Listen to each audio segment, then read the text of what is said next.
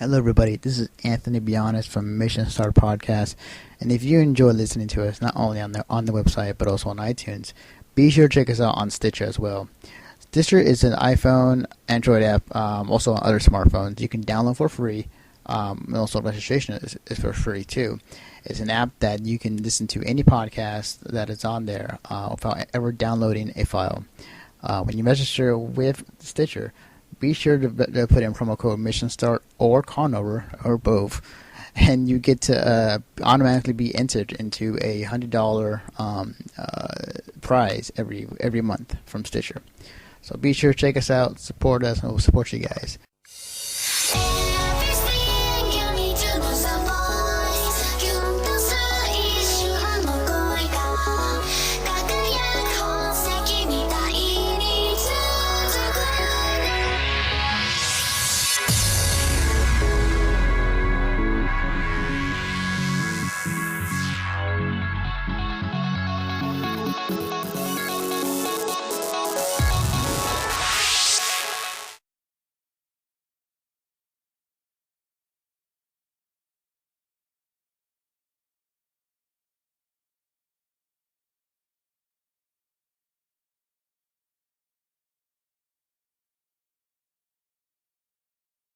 Hello, everybody. This is Anthony Bjarnes from Mission Start Podcast, and somehow, some way, I dragged three other people into this podcast days after the Fanime event that happened, and it was awesome. Anyways, with me tonight, we have Matthew from California Conventions Blog. Hello. Good evening, everybody. We have Derrick, our new social media expert for Mission Start Podcast. Sup? And coming in, freshly new, first time on this podcast, Bart from, what was it, Misaki? Team Misaki. Team Misaki, yes. Welcome. I think that's a lot of us. Yeah. Oh, we're doing a podcast? Yes, we are, Bart. Wake up. Yeah, I definitely feel your sentiment. I think that's kind of how everybody feels right about now. Or Especially me. I'm still a little under the weather right now. So, guys, Fanime happened. The 3-4 day event. And I'm pretty sure all of us had some very interesting experiences this past weekend. Where to begin is the question of the day.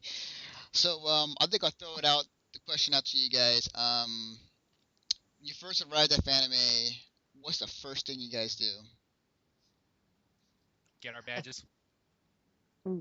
Take a photo of the line that would have been there. Yeah. Was the And fifth guess person what? to arrive on site. And, Yeah, you guys are like got there super early, like 4 a.m. It was Actually, like what, 4 kick-ass or something? Kate got there around 3 o'clock. I got there around 3:30. There was three other people that got there approximately around 2:30, according to them. Wow, that's crazy. Wait, I remember hearing that they were taking in people who pre-veg around like 3 in the afternoon. No, they actually started much earlier than that. It was like like 11 11 30. a.m. Wow. So basically what had happened is we got inside the convention center itself at approximately 6 o'clock in the morning. From there on out, we waited inside for about 5.5 hours when a registration said, hey, we need 30 people, to do a test run on something real quick. So myself and all the other people, the first 30 people in line got up, walked inside the registration hall, and at that point, they were asking for our QR cards, and we gave it to them, and then just so happened that they were printing out our badges. Then that's when they decided, okay, open the doors. As of 11:20 a.m. was when the registration officially opened this year. That's awesome. Because I remember in priors past, like, they would have opened doors for pure rage around, like, much later in the day. Like, I remember around, like, 7 or 8 in prior years. Might be wrong on that, but that's cool. Like, I definitely dig the fact that they did it early enough to where there'll be not a huge line if there was ever going to be one. I know it was a huge surprise. They actually put effort into registration this year after the whole debacle that was last year. Yeah, that is true. That is very true. As for me, first thing I did is checked in the hotel and got my badge, and I was very surprised as there was no line for the Yeah. badge.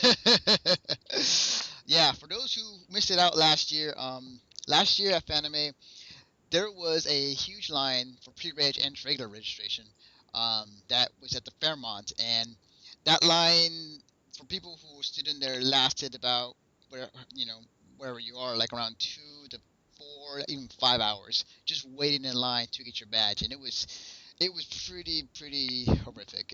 Yeah. Yeah, I saw the pictures. I wasn't there, but I saw the pictures. It was like a spiral Yeah. of like of a line Right. just going right into the Fremont. Terrible. The funny thing. Well- Oh, go ahead, Bart. Well, definitely that wasn't their best year. And the one thing I do notice even till now is that people are still asking where LineCon is. And I honestly hate to say this, but it's got to die. Fanime did their part. They were able to pull it off. And the fact that people are still giving it grief with the whole LineCon ordeal, I mean, honestly, it's got to stop. This happened. Quote one of my friends who came from Anime Boston. She told me that back in '08, Anime Boston also suffered LineCon, where people were forced to wait 7 to 8 hours a whole day, and then the following year they were able to fix that problem. And this is over at the Heinz Convention Center in downtown Boston.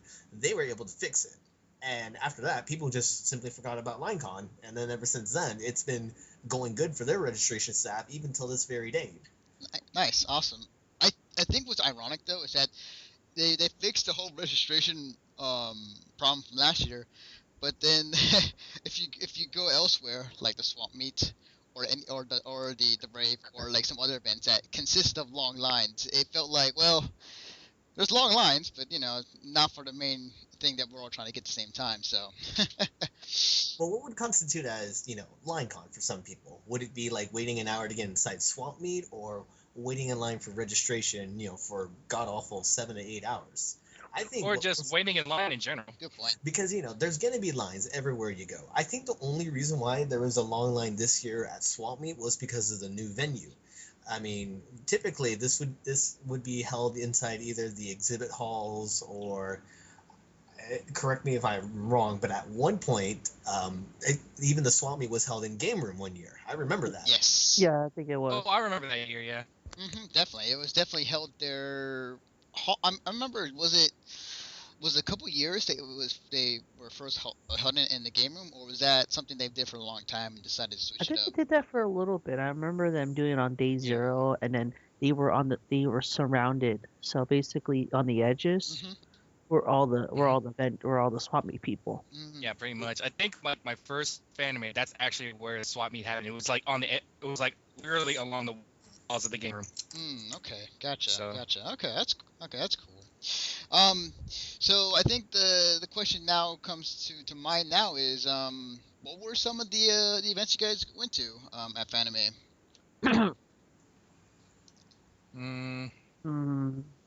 That everybody wants now. Well, I guess I could say that I can speak from last year's experience with the Masquerade, since I went last year.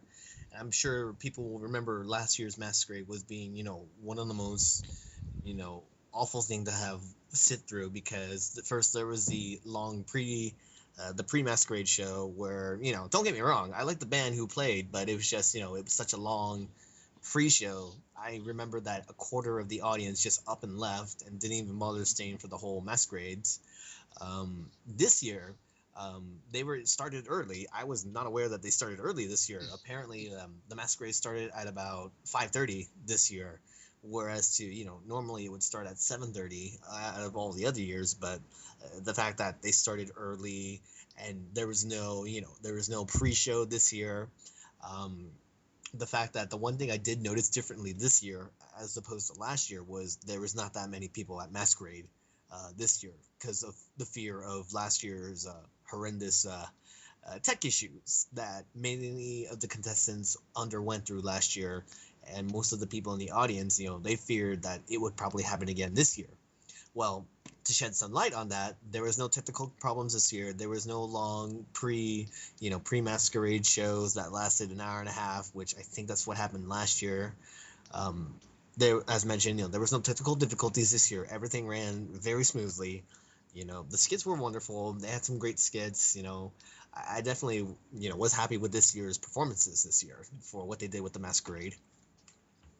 Yeah, what's funny is that um, I didn't go to last year's Masquerade, and I was out of the dark when it came to this thing, and now you bring it up, it's interesting to hear that because when I went this year, um, it felt like the classic kind of Masquerade you would see at a SAC anime or any other convention. It was AOD. yeah, it was like it was like back to basics. Like there was no bullshit. There was no like flair. It was just straight up just here are the skits, here are the walk-ons, here's the little entertainment during the halftime show, and then your rewards afterwards. And it was really cool. I really respected that because I do feel like sometimes when it comes to masquerades, either it be Fanime or any other convention, they sometimes put in too much fluff and not enough on the actual thing itself. Well, I think what many masquerades tend to forget is that, you got to keep it simple. Like, you can still have a little bit of flair, but, keep the flair very simple. I remember when I used to do Sakadore's Masquerade with Amare-chan being our head, the way we did it, it was, keep it simple. We had in-between skit entertainments, straight to the point with the mats walk-ons and the skits. I think many conventions neglect to have that simplicity that, not many conventions could hold. Oh, definitely. I definitely agree. And I enjoyed myself on in this year's Masquerade. Yeah, definitely. I like the skits, like the props. I think if I were to choose one skit that or walk on that I liked the most, it was the Sailor Moon. What was it? The Sailor Moon burlesque. Yes, burlesque skit. That was really cool. That was actually pretty awesome. I like the fact that they took the idea from like the Moulin Rouge scene and reenacted that with Sailor Moon characters in burlesque outfits. That was really cool. Definitely, it was a wonderful skit, and the costumes were just gorgeous. Yeah, great. You try to say something, Matthew? No, I'm just trying to figure out how in the world the first skit wins the entire masquerade. Which skit was that one again? The Uta something. Crap. Was that the one with the idol? Yeah. Utano Prince song. I think I saw the pictures for those. Yeah. I mean, like, Matthew, were you there for the Masquerade? No, I didn't, but I did watch all the videos afterwards. In my opinion, like, I felt like out of the skits that were done, I think theirs was the best, in my opinion. Oh yeah, and I know those guys out there. They did a lot of prep work. It took I think they were planning that like at last year's Kentucky Con. Right, definitely. At last year's, I remember talking to those people out there.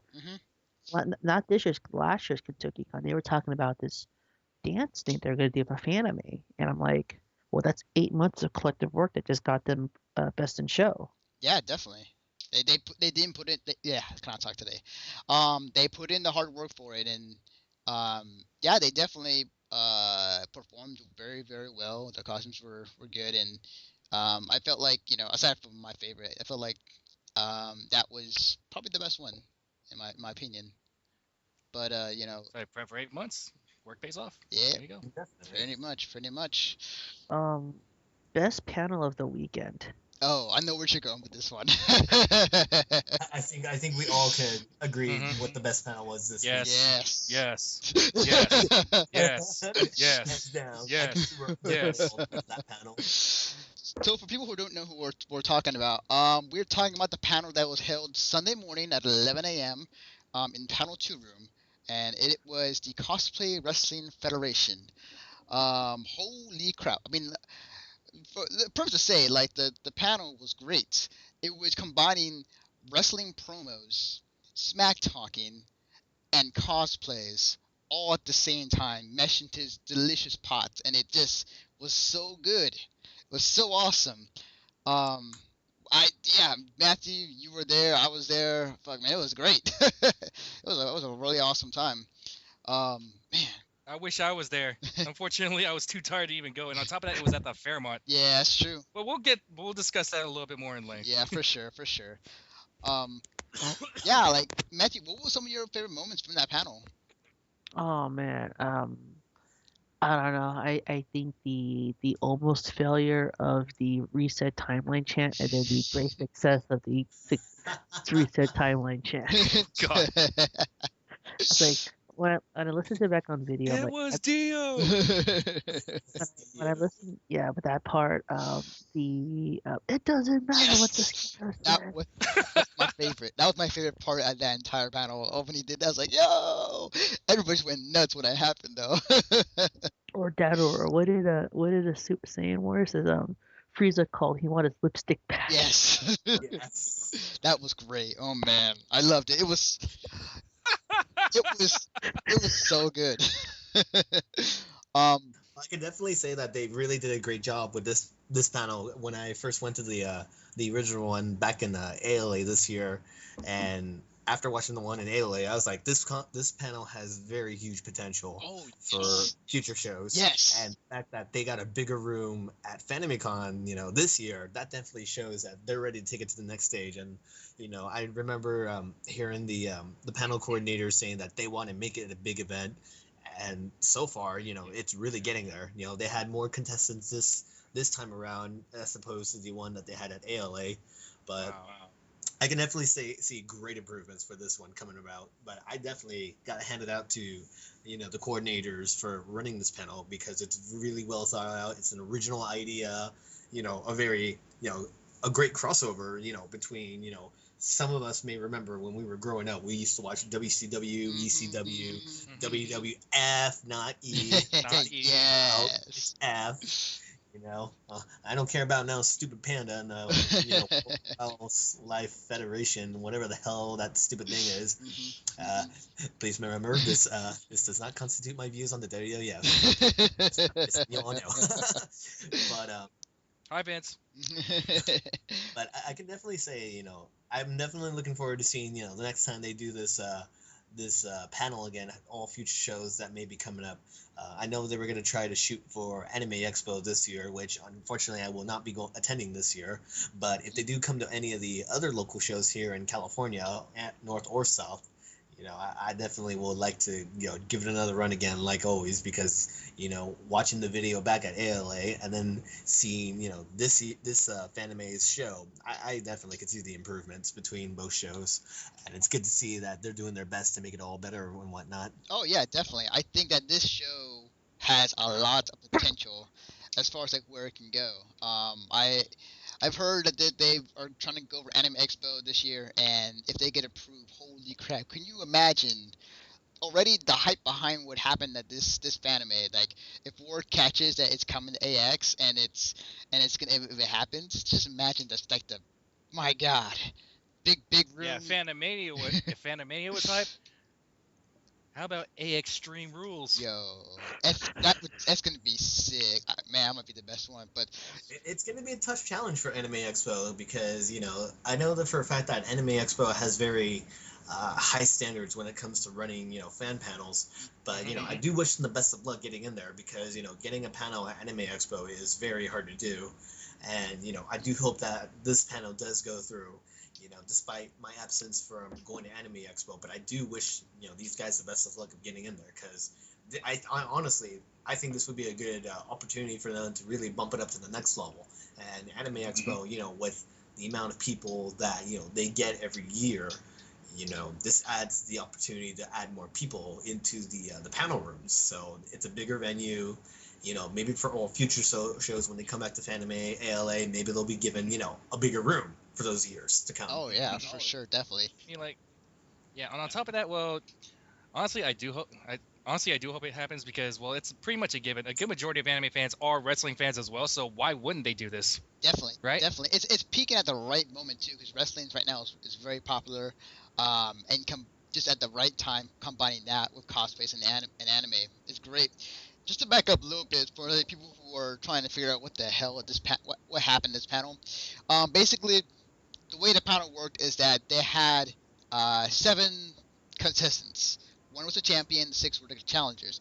And what we do is each one of them go up to the mic, kind of give like a wrestling promo, or like kind of like they would talk smack to the other contestants, talk about how good they are and how they can defeat the champion.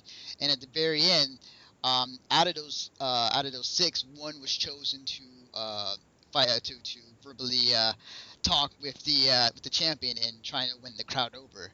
And that's pretty much how it works. But overall, like we've always been saying, the panel was great, was awesome, and we cannot wait for the next event that they do for sure. But what some other panels you guys managed to check out when you were there this past weekend? That's the only panel I went to. Well, And Derrick touched upon it. Gotcha. yeah, a reason why a good majority of the panels, why we didn't go to a good majority of the panels is because they were a block away from the venue at the Fairmont. So, I'm pretty sure a good majority of us were not willing to walk all that far, so just to attend a panel for an hour and then come right back. Right. Well, and I think the problem is that it's timing, because for example, at 1 o'clock, I remember 1 o'clock on Saturday, it was the Home Cosco panel. Hmm. But at 1:30, I had I had to check in from the Persona gathering. Right. So you're telling me to walk 10, 15 or 5 minutes, sit in, and then have to walk back. Usually, at some conventions, you can jump from panel to panel within 5-10 minutes, not have to walk that far. But I think it's just that distance, because time made the timing a little bit different. Right. I think what for some people who didn't like where the panels were being held in the Fairmont, like it was a bit of a walk for some, especially for those who would like to have some of the panels back in the main convention. And it does hurt it in a sense that where if you would like to go to a panel and you're trying to figure out where to go to and you gotta walk 15 minutes to get there, it's kind of like I'm not really into it. But like I kind of wish like, and I talked to Derek about this too. I kind of wish I'm not sure if there'll be enough money to do this. I'm not sure. It's a little too soon. But I would like to have the panels back in the main convention center, but like add another uh, block of room, or kind of what they did with the construction they did this past year or two, but to fit in also the panels also in the same roof. It's too soon to say that, but like it did kind of hurt it in a way to where it's like it makes it's not a big inconvenience, but just enough to where it may sway people to go or not go. Not to say there was people still going. There's still people checking it out for sure. I mean, personally, I was fine with it being at the Marriott. Why they decided to just up and switch it over to the Fairmont? I have no idea why. Bigger space. Bigger space. Actually, answer that question for you guys. Supposedly, don't quote me on this. What I heard from last year was that the Marriott kicked out Fanime Con out of their rooms. Really? What? I believe Wow. that may have been the final straw between Fanime and Marriott, and I think there was some indifferences between the hotel itself and Fanime Con for this year. Where as to normally you would see like the Kung martial arts video rooms, the other panels in there as well. But as you may have noticed, that everything was locked. There was no room open in the Marriott whatsoever. Actually, there was. Which room? All of them actually. Huh. And what were they doing in there? Speed. Like dating, one was the manga lounge, speed dating. Speed dating, and then the autographs. Yeah. Interesting. I might have gotten my stories mixed up then in that case, but I mean, I think you may even talk about the Hilton, because I remember that's where the martial arts dojo thing was taken. Yeah, that's true. But I think, Bart, you're onto something. I think in terms of what they ran, I think if it was like a 24-hour thing, I think the Marriott got mad because these events were only running for need a lot of noise. Versus true. That's true. Versus maybe maybe some the Asian viewing rooms or something. This one, you don't require that much noise for speed dating, or for the autograph session, or for the manga lounge. Right. Interesting. That makes a lot more sense. Yes. So remember, every year it's trial and error, seeing what works and what doesn't work. That's true. That's true. So remember, this is the first year that they were able to utilize the expansion space. So the fact that they threw Artist Alley up there first, and of course registration was guaranteed. That's their spot. No ifs, ands, or buts about it. And it's going to be there for the rest of its life as it's there. I liked It's a AA perfect. where it's at. Like it's a perfect spot. I don't see why they wouldn't move it there. Speaking of Exactly. speaking of artist alley, and the new space, I love where they put the artist alley at. It's in a big enough room. There were tons of artists in there. And I felt like they really finally the artists are finally benefiting as far as like where they're located in adjunction to the convention center, because like they were located right smack dab in the middle of the convention center. You can walk in, walk out, pick up some prints or check out, whatever art's there. And I really did enjoy that. It was really cool. So I'm happy that they got a good spot. Also, if you want some swag, the vendors hall was literally across the way. Yep. Well, definitely, because if you notice this year, the dealer's hall was huge. Yes, I saw that too. It was bigger. It was like, Dude, bouncy houses. Downtown. yes. Yeah, definitely. It definitely. Well, when I walked around there, I definitely noticed that they did tear down the divider between Exhibit Hall 1 and 2. They definitely made good use of that space. So I think it's safe to say that, from years to come, there's going to be more and more dealers coming in from the following years of FanimeCon. Oh yeah. Oh, Pretty much. However, go ahead, sorry. Oh no, go ahead. However, there is still one concept that I think needs to change a little bit. That is the late night dances. As far as the raves, yeah. Yeah, they need to change the scenery. oh, you're saying you want it in like in a bigger room? Yeah, I would. You know what though? You stick them in a South Hall. I see. Because there was a huge line when they came to trying to get to a rave. Friday wasn't that bad. That Saturday was a nightmare. Yeah, there was a huge line. For people who didn't know, every Friday, Saturday, and Sunday night at Fanime, there usually is a dance happening in the kind of toward the Marriott's. Oh no, that toward the Hilton side of the convention center. And they have a couple rooms, one big room and a few small rooms where they have multiple DJs playing music, and people go in there and dance and have fun. This year, around like as Matthew said, Saturday, there was a huge line just to get in, and like the only way you can get in is people were to come out, and then they put people in. Yeah, I can agree, Matthew. I think that a bigger space would be more appreciated. You know. That sounds no different than a nightclub atmosphere, honestly. Yeah, that's true. Yeah. That's very. Yeah, I would. Go on, Matthew. Hold on. Go ahead. Go ahead, gentlemen. I do apologize. Oh no, it's cool. It's cool. To go back on the dealers hall point though, man, it was big. It was huge. I felt like it kind of feels like it's slowly becoming like, I won't say Anime Expo huge, but it's kind of feeling a little bit about that. I like what they're doing. I like the fact, even though it's expensive, I like the fact that they opened up again the food and the drink area in the back of the dealers hall. And the space is great. The bouncy houses are awesome. Well, from what I saw this year at FanimeCon, it kind of reminded me more of Otacon's Dealers Hall, where Otacon's Dealers Hall was about, judging by what I saw from this year at FanimeCon, if anything, this would probably be about 3/4 of the size of Otacon's Dealers Hall. And then when you compared Otakon to Anime Expo, I would probably say you're looking at a good, minus the Artist Alley area, just strictly, Dealers Hall itself. I would say Otacon's ratio compared to Anime Expo would be 4/5 of a Dealer's Hall. Okay. That would be Otakon right there. And then, 3/4 of Otakon is Fanime's territory. Gotcha. Okay. All right. I definitely would say that they're definitely expanding more and more. And I think there was definitely extra space that they had left over in the first exhibit hall, which I'm sure next year they're going to utilize it even more.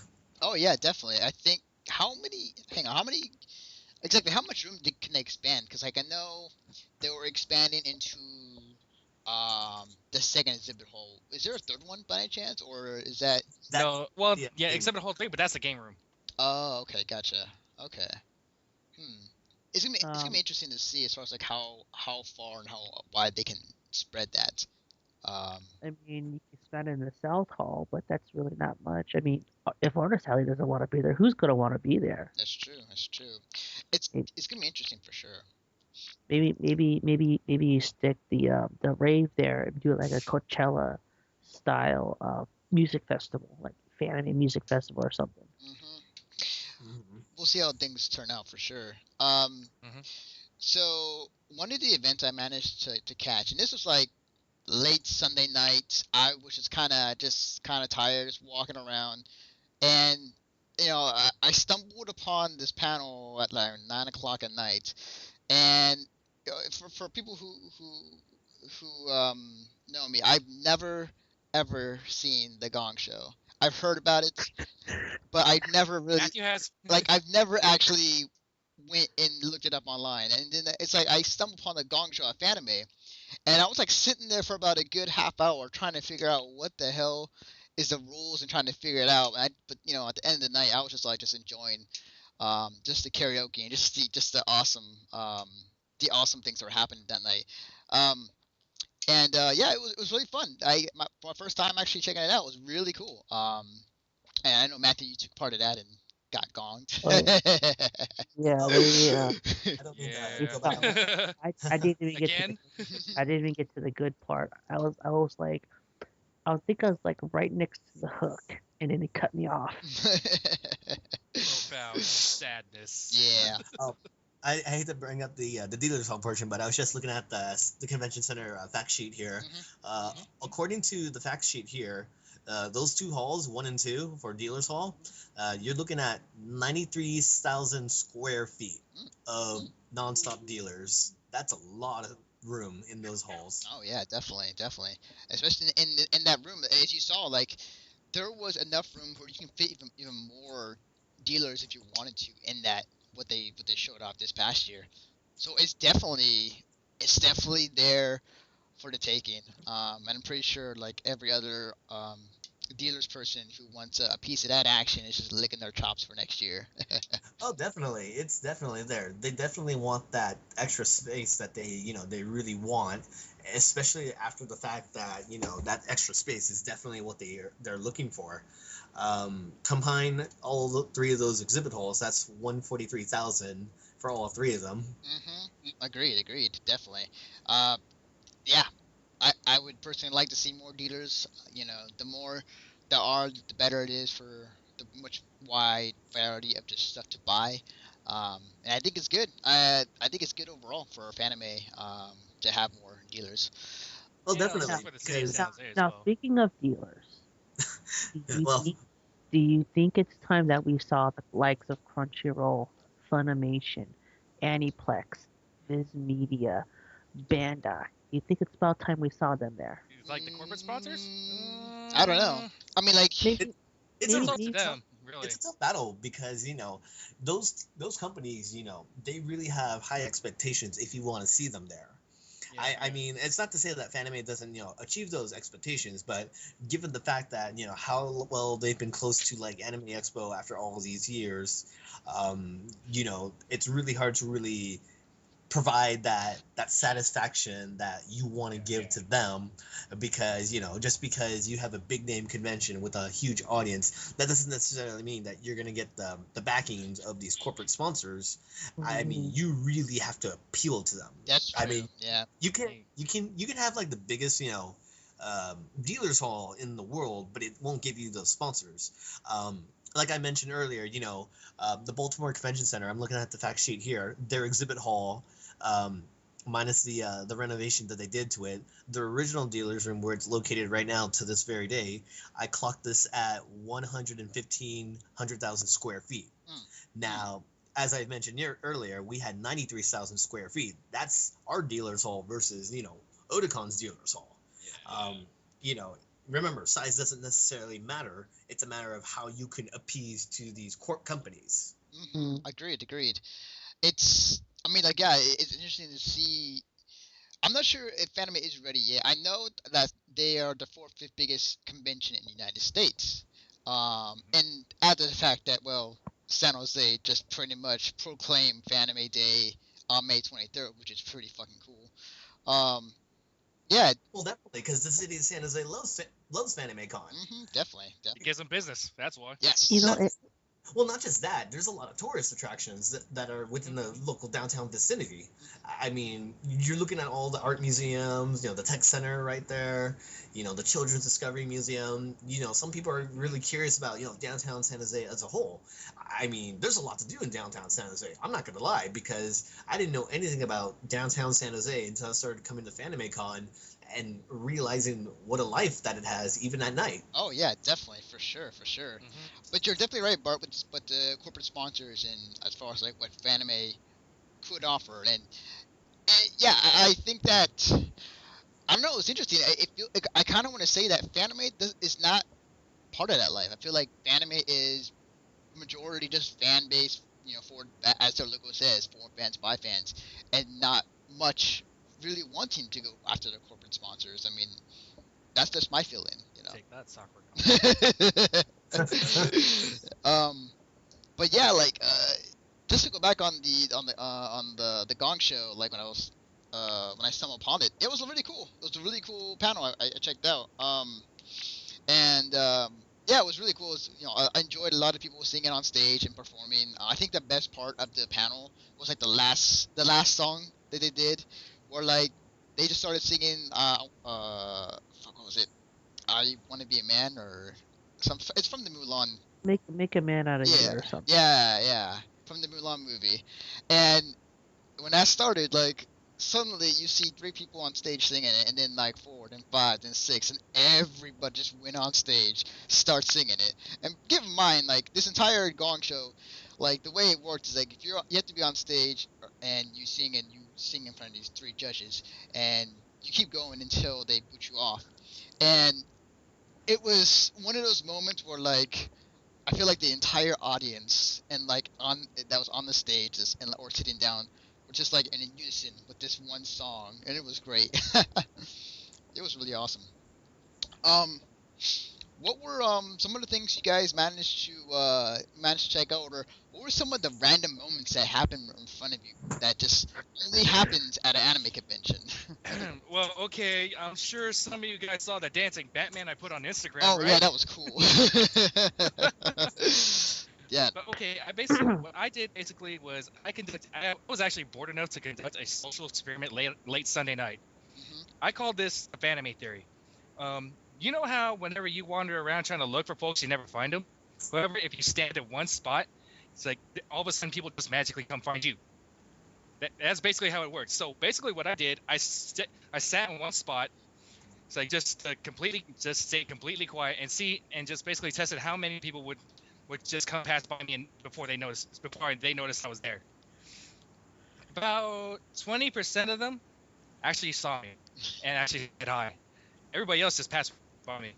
Also factored in the fact that pretty much a good majority of people's brains are just practically fried because it's late at night and they're only pretty much on tunnel vision. They're just only focused on where to go. But yeah, that was basically what I did. And on the way there, I mean, like I was literally sitting across from a dude with a boombox, and he was just playing music. And like one of the passers-by just happened to be cosplaying Batman and the Riddler, and they were just going in there. They were just going in there, going ham dancing. It's like as they're passing by, I just managed to just get my iPhone and snap a quick 9-second video and just dancing along. So yeah, that was pretty random. Probably a random moment would be it was maybe impromptu, like a dance battle, dance showcase downstairs. I want to say it was like Friday night. Oh, that big cipher! I was there. I was actually in that. Yo. I was like one of the 3 people who were sea-walking in that. That was some fun times. So okay, for those who don't know, like almost every year there's like an unofficial cipher that tends to happen downstairs. And it always tends to happen downstairs. Like it's either Friday or Saturday night, and it's just basically a whole bunch of b-boys playing some old school music and just basically breakdancing for the crowd. However, it tends to attract a lot of people, and if it gets way too big, it has to be broken up. It happens every year though, but it's pretty cool to watch. They weren't breaking it up. There was a huge circle, and it seemed like the staff wasn't really caring. Well, ultimately it did get to a point where people did. It's like where like 2 staff members actually did have to break it up because it got to the point where it was overcrowding and was actually causing a hazard. So, Mm. but it was fun times regardless. I actually caught to the tail end of that because I was actually expecting it to happen. I just didn't know when, and when it did happen, fun times, fun times. Awesome. Yeah, man. Um, Bart, any moments for you? You kind of ran across a pond, or this just random just happened in front of you? Bart, Are you alive, Bart? What's are that? you there? Yo. Yeah, I'm here. Are you there? Okay. Okay. Was there any moments for you where you just kind of walk around the convention and like a random moment just happened right in front of you that would only happen at anime convention? Hmm. You know, this year, like, I haven't really had any random encounters this year. Random. But mostly because, like, I was actually performing the random encounters. Oh, Just really? Huh. only on account of my costume for this year. I'm not gonna say what it is. I'm just gonna let people try and take a gander what it was. So if you know what it is, keep it on the down low because it might surprise a lot of you. But if anything, I'll probably surprise people later on this year with it again, and then we'll take it from there. But I was trolling my friends with my cosplay this year because it was the first time that I've ever done a cosplay like this. Just the reactions I got from all of my buddies were just downright hilarious. It was very fun to do a costume like this. You know, it was pretty big. It's from a well-known movie. I'll just leave it at that. The idea behind it was to see how many people I control throughout the weekend, and I'm happy to say that I got a good amount of people. They were pretty much in shock and in awe by like the costume that I was wearing. They're like, "That is actually pretty cool." And I was like, "Oh, it was fun wearing this." Despite the only drawback to that was it was very hot in the costume. Like even walking around the convention center. Interesting. About 20 minutes into walking around the convention center, I was sweating like a dog, and I had to take like a lot of breaks in between to make sure I wasn't, dehydrating and all that. So That's awesome. that was pretty much my random encounters, if you want to call it that. Good stuff. Good stuff.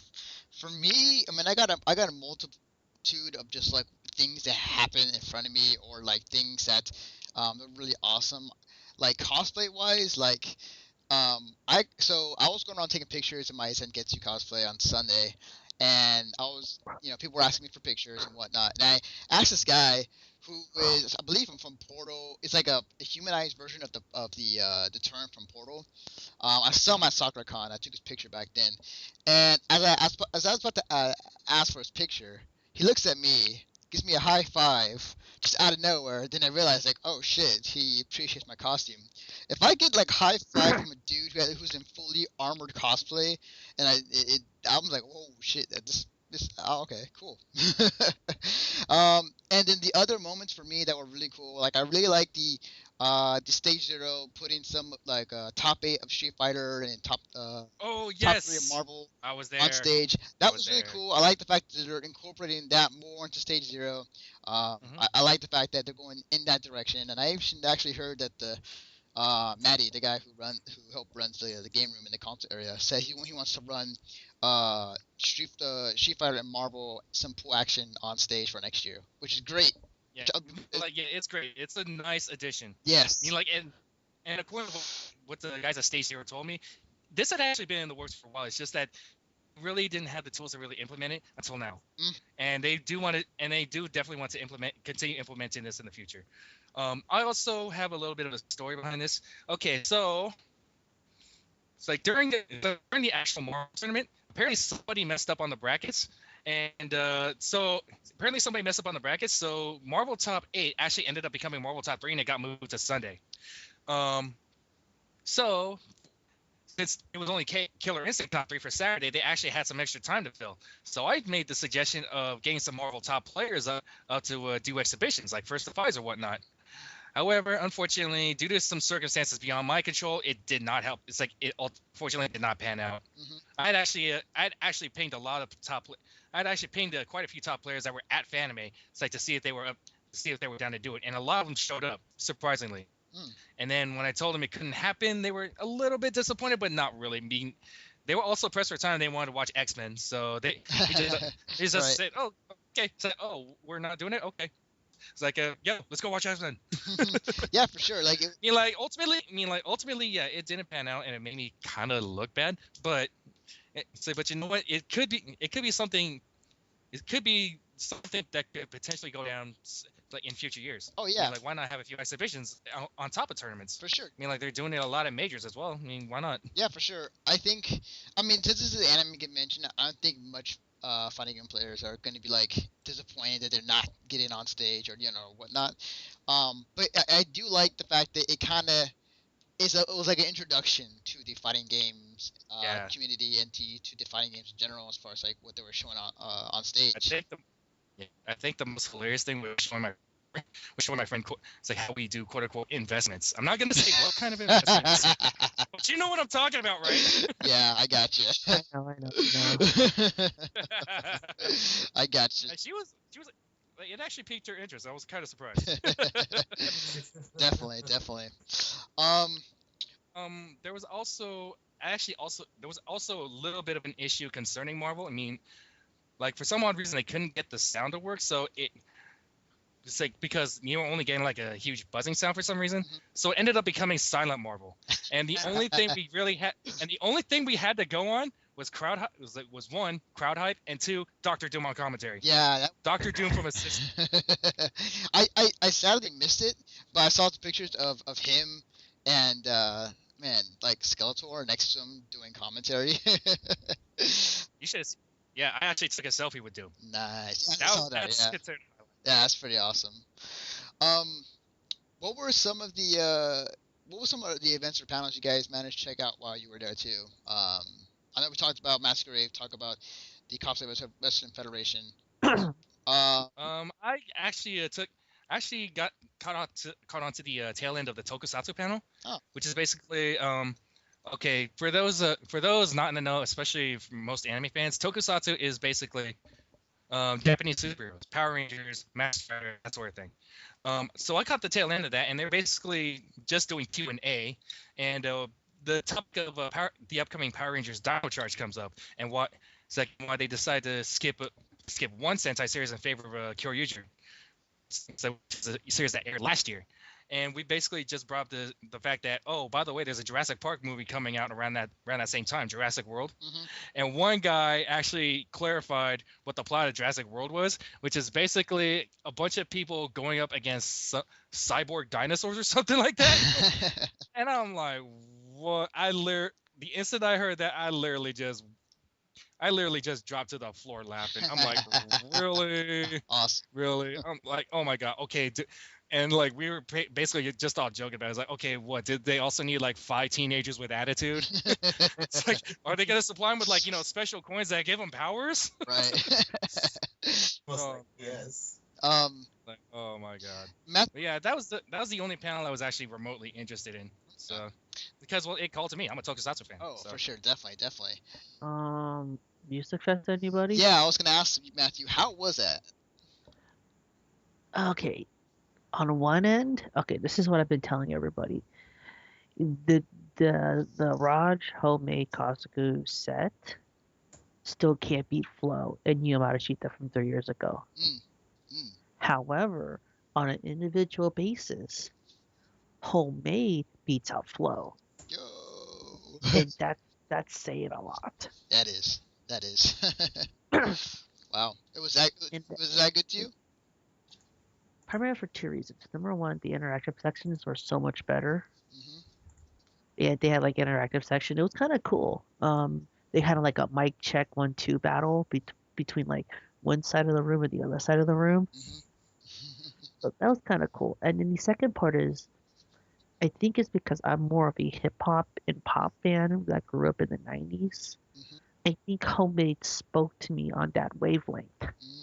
I see. Gotcha. And also the thing about family. I'm a big family person, and Kazuku means family. That's cool. That's really awesome. And Raj was cool too. Raj was cool. He was playing a lot of the old classics. He did some Pokemon, some Ghost in the Shell, Dragon Ball. Mm-hmm. Yeah, definitely. I was unable to check it out, but from what I heard, it was a really good show. Definitely. I'm glad that you enjoyed it. And I'm assuming that's kind of partly the reason why you lost your voice. Oh yeah, definitely. But you know what's better than that? Mm. Going to Hoagie Steakout after that and getting me a bulky sandwich. Yo. Yeah, so food spots. Oh my god. I mean, there's always So many food spots out in downtown San there's Jose. always happening. I've noticed that this year there was a lot more new places this year as opposed to last year. I'm sure many of you remember Thirsty was a new boba tea shop, was one of the new places. Another one that I went to was Paulie's Famous Franks. That was a really good place to go to as well. They kept fanning out advertisements for that. I keep meaning to go, but I was like, kind of tired. Yeah, it's pretty good. It's a pretty good place to go to. If you want one of those type of meals where you not like want a full course meal or something like really big or anything like that, Paulie's was definitely a great alternative for getting something like really filling while at the same time kind of like a small portion. Definitely.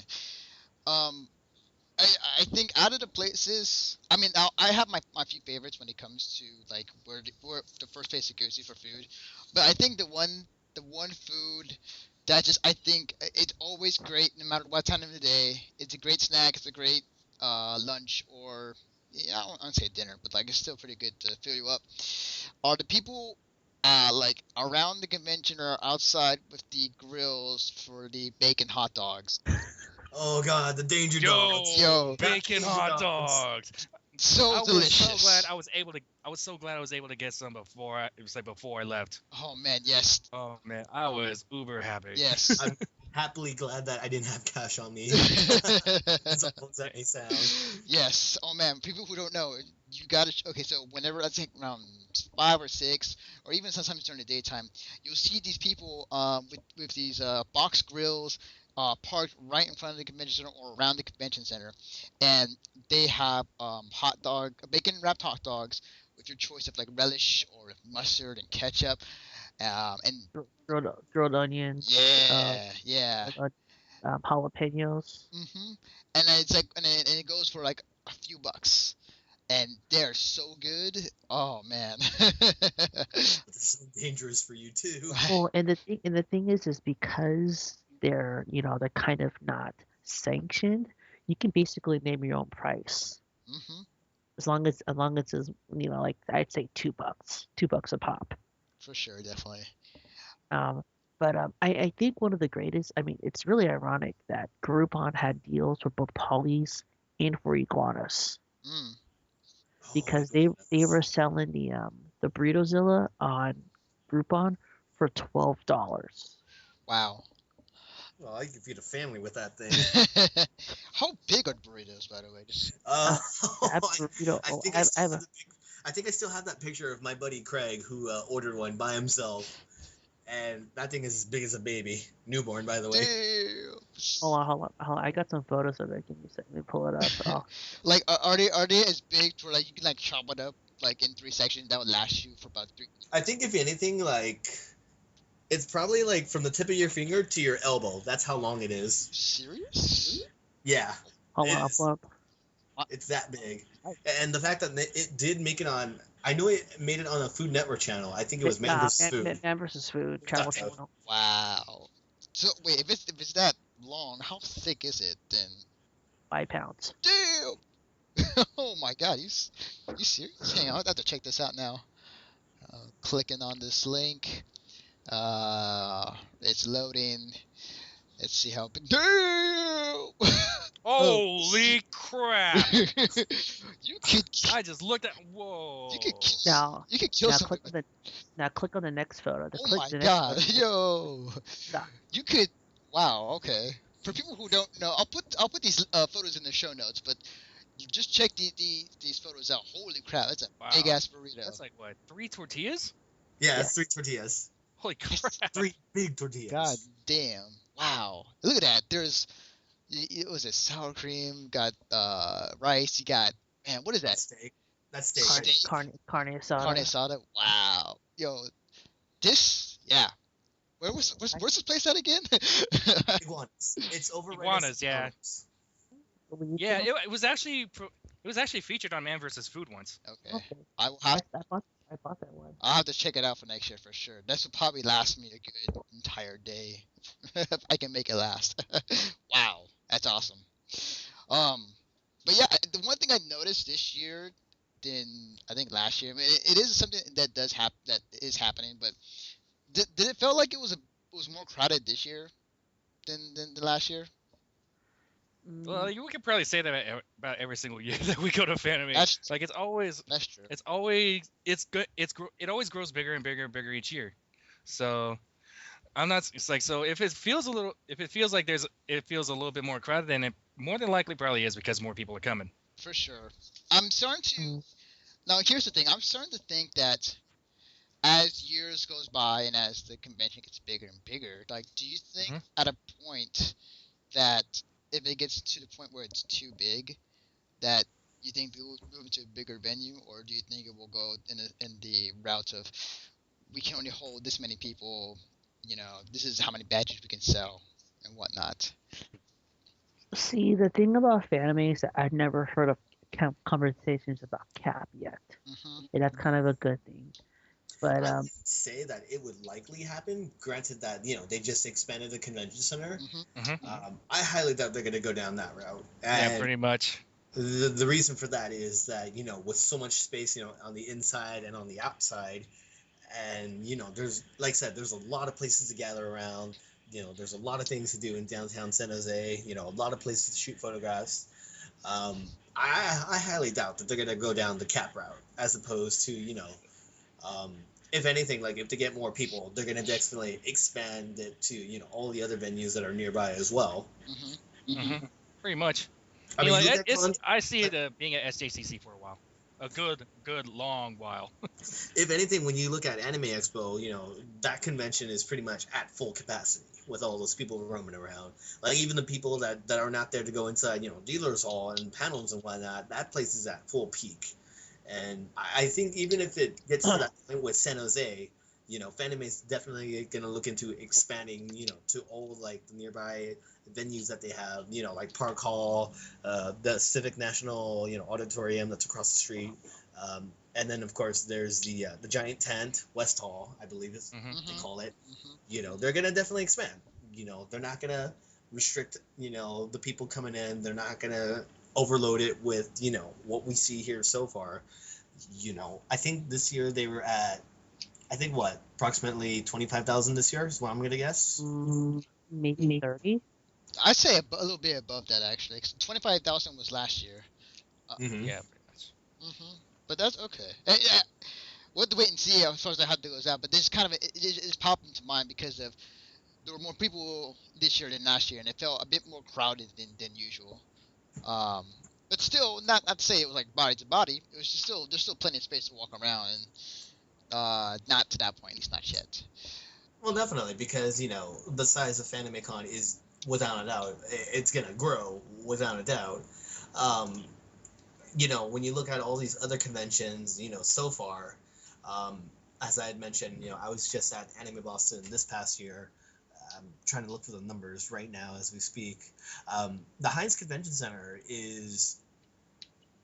I'm trying to go back on my notes here from that show. The Heinz Convention Center in Boston, Massachusetts, is huge compared to like the San Jose Convention Center.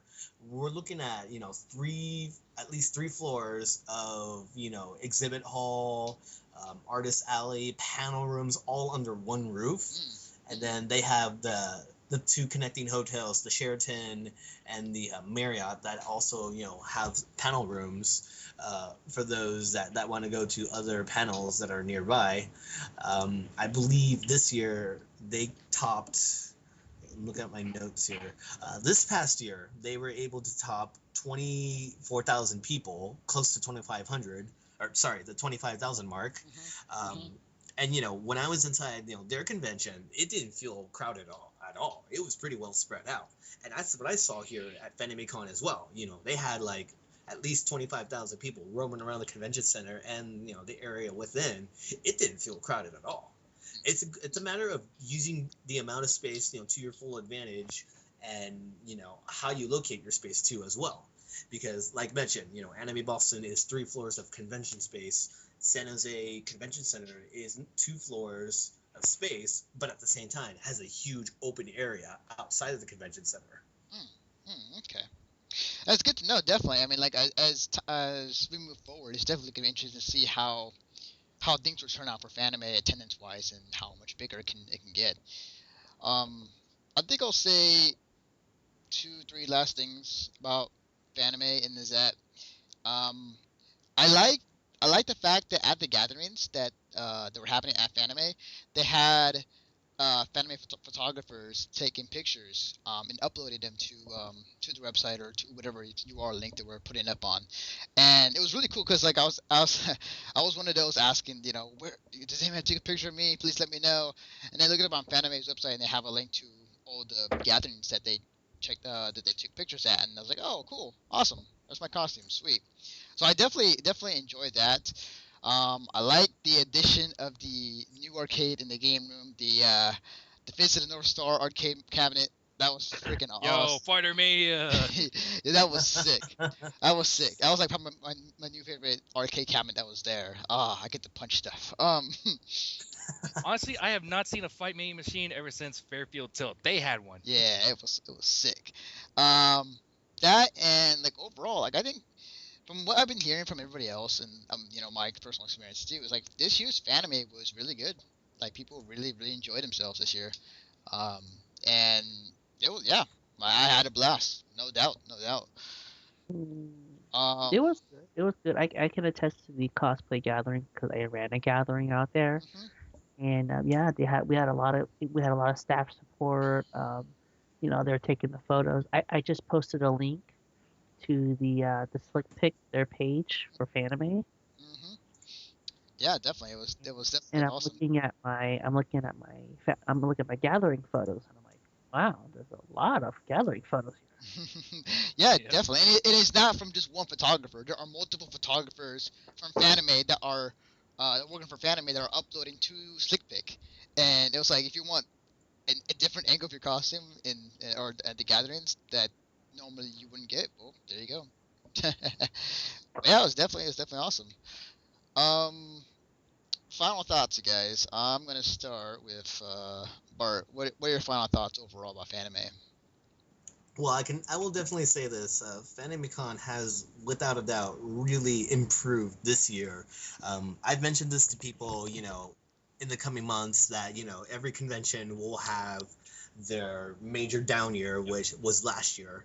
And I had very good optimism that this year was going to really be, a proving point that they are listening to the fans. They are trying their best to, accommodate to the best of their abilities because, running a convention is not an easy task. I mean, this is one of the biggest, conventions in. Sorry about that. Yeah, the BART trains though. Sorry, it's not the VTA light rail passing by, unfortunately.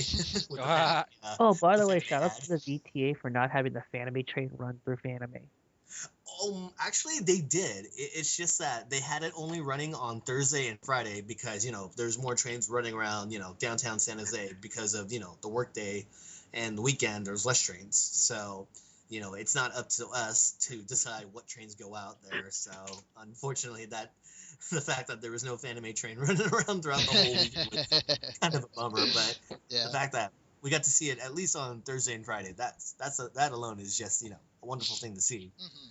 But going back before I went off topic here, but I definitely could say that Fanime has definitely improved on itself this year, and there's always room for improvement.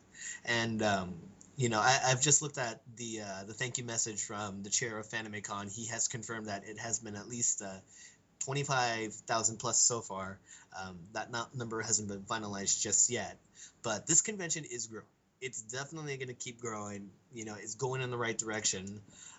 Just now, I was just looking at the history of another convention that I had mentioned earlier, Anime Boston. A random fact about it, their first inaugural year was in 2003, and they had received 4,000 people in Boston.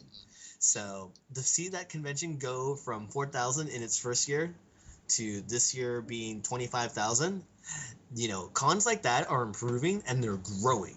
So the fact that they're showing the improvement each year goes without to say that Fanime is on that track too. I mean, it as much as there's going to be a lot of hardships with growing pains and drama issues that happen behind the scenes that we're not familiar with. But it goes without say that this convention will continue to grow, and they're going to do the best they can to improve on anything that they can within their power to make it a better show each year. So I definitely give my hats off to all the staffers, the attendees, the guests, for this being their 20th anniversary. I definitely am proud to say I'm glad to have been a part of this, this past weekend, and I'm sure all of you can agree with that as well. Definitely. Oh definitely. yeah, definitely. Derrick, overall thoughts? Well, for me, it was just I just wanted to be quite honest, I just wanted to reconnect with a lot of folks that that I actually met through Fanime. Because for those that don't know, I had actually been off the grid for quite a while, and if actually not for Anthony, I probably wouldn't have come. This was literally, it's like coming to Fanime for me was literally a last minute decision, and I'm honestly glad I did, because I got to reconnect with a lot of people that I hadn't seen in a while. Like in almost every other corner, it's like almost every other corner I went to is pretty much it's like somebody would come up to me and say hi, and I was like, oh my god, and it was like, oh my god, I haven't seen you in a while, how you been? It's like for me that was basically my big highlight. As far as the convention itself, yes, I agree with Bart. It is definitely a huge giant improvement over last year. But then again, a good majority of last year for me was spent bouncing between both Fanime and my brother's wedding, so it's not like I was able to attend much. But I had heard the horror stories and the disaster stories and whatnot, and I was still still somewhat optimistic. I was still somewhat optimistic that it's like they would definitely improve, and it was just a huge giant rough patch with all the renovations and whatnot that was happening over the past couple years. And to be quite honest, I'm glad I went. Awesome. So, Matthew. When's Fanime next year? Memorial Day weekend next year, just like every single one. Already, I can't wait. I mean, I haven't gone since 2011 due to some financial and educational obligations. However, this was a good year for me to come back, and I'm very, very, very excited about what's to come. Now, however, if anime can get rid of some of the small issues here and there, some of the glitches, I think this con can really, really, really take off with the new space. I definitely agree. Yeah, there were some. Yeah, I mean, there are definitely some kinks that still need to be worked out. I mean, for one thing, they need to release information sooner. Yes. This time this year, we were sitting here, we were wondering who the guests were going to be. This was like literally almost a month before con. A con really shouldn't be that far off, unless there's seriously, they shouldn't be making deals and they shouldn't be making deals in the shadows and not tell anybody. Oh, by the way, we got, and then like tell everybody, oh, by the way, we got this and such guests coming. And like, how about it's like these guys need to be a little bit more on the ball concerning that. To their defense, this has been their MO for the past couple of years. It's not like this is new for everybody. I think that this is something that they've been doing, and in prior years, yeah, they were much more faster about getting information out earlier. But that's just kind of what they are now, and for some people they can accept them. For some people, they like to be fixed. It is an either or situation, you know. But I definitely do agree, the to some degree with you, Matthew, about that though. Was there anything else you want to put out there, Matthew, or you done? I think that's it. Cool. As I said before, like I think this Fanime was great. And I agree with everybody else that we all had a great time there this past weekend. There are some kinks and glitches that, as many of us have said, that could be worked out, that you could fix. But in due time, I think they'll look at that and just improving Fanime. If there's anything, they've addressed issues that what happened last year to this year, and it paid well for them. But I had a great time, no doubt. thank you, you guys, for joining me tonight for this podcast to talk about Fanime and our awesome experiences. Thank you. Thank you.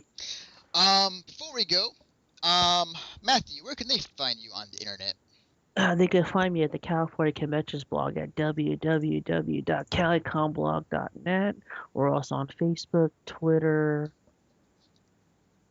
Flickr, for the photo of the 18-inch burrito. Yes, you must. If you guys haven't, please check that out. It is freaking huge. That's what she said. I'm also on YouTube. I'm uploading videos, including me singing at the Karaoke Gong Show. That'll be up tonight. I want to see that. That was hilarious. Awesome. Thank you, Matthew. Derrick, where can they find you on the internet? Let's see. It's like on Facebook. Just search me up, Derrick Hypebot Tagalau. For Twitter, it's Twitter and Instagram. It's just Kamen Rider Tag, KamenRiderTag. It's like I do have a Fanime gallery of my own on my Facebook, but half of that gallery is basically selfies. Awesome. Bart, where can they find you on the internet? Well, our page name is Team Misaki Studios. The website is teammisaki.org. How to spell Misaki is MISAKI.org. You can also find us on Facebook as well, Team Misaki Studios. We're hoping that our next convention coverage coming up will be Dragon Con in Atlanta, Georgia. I'm so jealous. Well, right now, we are encountering some financial difficulties getting there, so at this present moment, it's still tentative, but we're hoping that we can go this year. Oh, man. I'd be so jealous if you guys go. I'm like, take me with you. It's been in the works for a very long time, but we're hoping that the financial hardships that we're encountering right now will not prevent us from going. But like I said, it is our tentative next convention at this present time. Nice. Awesome. For me, you can follow me on Twitter at DefectedNaruto. You can follow the work that me and Derrick do on the website at missionstarpodcast.com. Along with this podcast, in the podcast section of the website. It is May coming up in June. It is the season, convention season this summer, so expect a lot of more convention coverage coming up. We'll be at Anime Expo next, and then I believe after that, I have to figure it out, but we'll be going around some other conventions, either in the West Coast, the East Coast, wherever there is. Yeah. Ain't you going to Evo as well? Oh, forgot. Yes, I'm going to Evo this year, finally, for the first time ever. So I'm really excited to go and cover that, as well as compete. As somebody who's gone to back in 2011 and 2012, you will have a blast. Have fun out there, Anthony. Oh, I cannot wait. Yes. Anyways, thank you guys. I cannot talk. Thank you guys again for joining me for this podcast. And with that, we'll see you guys next time. Good night. Good night.